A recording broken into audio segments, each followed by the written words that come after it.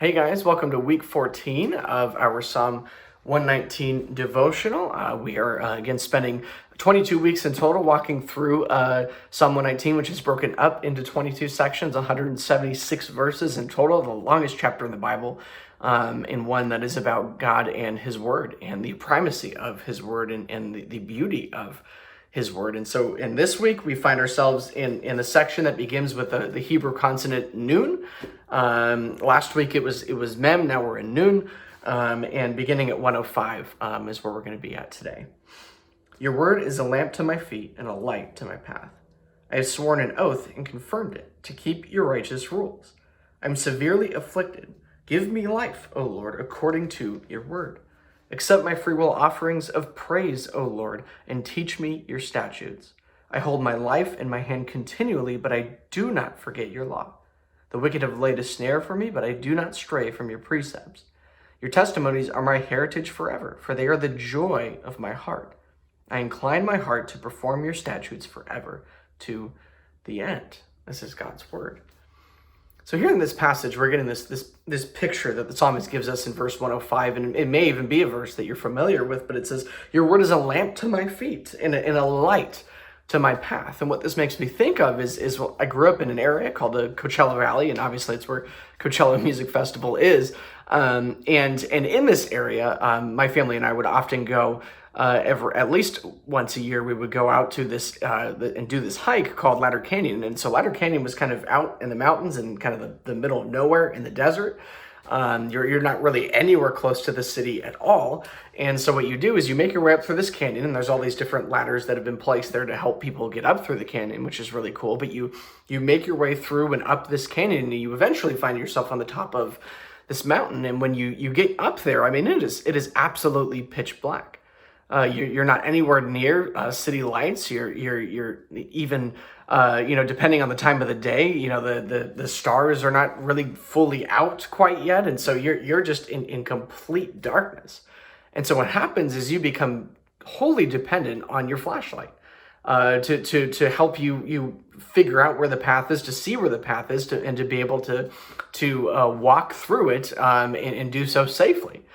And so the psalmist is giving us a picture really similar to that he is describing that God's word is a lamp unto our feet, that as we traverse our way through this dark world, that his light, that his word actually serves as a light unto our feet as we try and find our footing in this dark world, as we find ourselves in places often where we don't know what to do, what we're called to do, what the Lord is leading us to do, that his word actually serves as a light in those places. That it is through encountering God through his word, it is coming to him through his word that we actually get to know about him, but also that we get to know what it is that God requires of us. And so it's this really beautiful picture that the psalmist gives us, that it is this beautiful, beautiful light that God's word acts as it shines upon the path in front of us and allows us to find our footing, to see the safe way to go and to be able to recognize the not safe ways ultimately to go.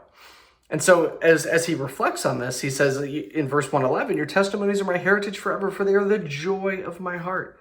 I incline my heart to perform your statutes forever to the end. When you're in a really dark night hike, you become really dependent on that flashlight. And as you become dependent on that flashlight, you love that thing. You embrace that flashlight. Why? Because that is the only reason why you can, or the only reason how ultimately you can get through that hike safely.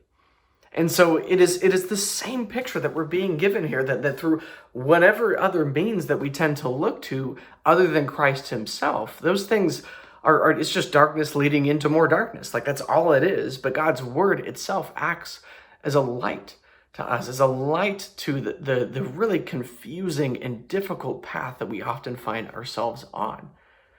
And so I encourage you that if you're somebody who is a believer, a follower of Christ, a follower of Jesus, that you would turn to him and you would turn to his word. That is how we turn to God, through the word and through praying to him, and that you would turn to him today, that you would recognize that these simple Bibles that we have, and that we even have in its entirety on our phones, that very simple, seemingly simple thing is the light that God calls us ultimately to embrace. that it is the very thing that we use to encounter, to come to God himself. And then if you're not somebody who believes in Jesus, well, then I would love to, I'll read verse 112 as a reminder to help guide you ultimately in this time of devotion, which says this: I incline my heart to perform your statutes forever to the end. You and I have failed to perform his statutes perfectly. In Romans 3, it says that we've all sinned and fallen short of the glory of God. You and I have failed to follow God, to walk in obedience to God in his commandments. So what do we do then? Well, what we do is we turn to Christ in faith. We turn to Jesus and place our trust and our faith in him. We transfer our trust from ourselves and from the things that we look to for satisfaction, for fulfillment, for salvation, and that we would turn to Jesus himself, who is the only one who can offer those things. And we come to know Jesus himself through his word, through the Bible that he has given to us. It is God and his word ultimately that is the light unto our path, that if you turn to anything else, it's like taking that flashlight and just smashing it or throwing it away.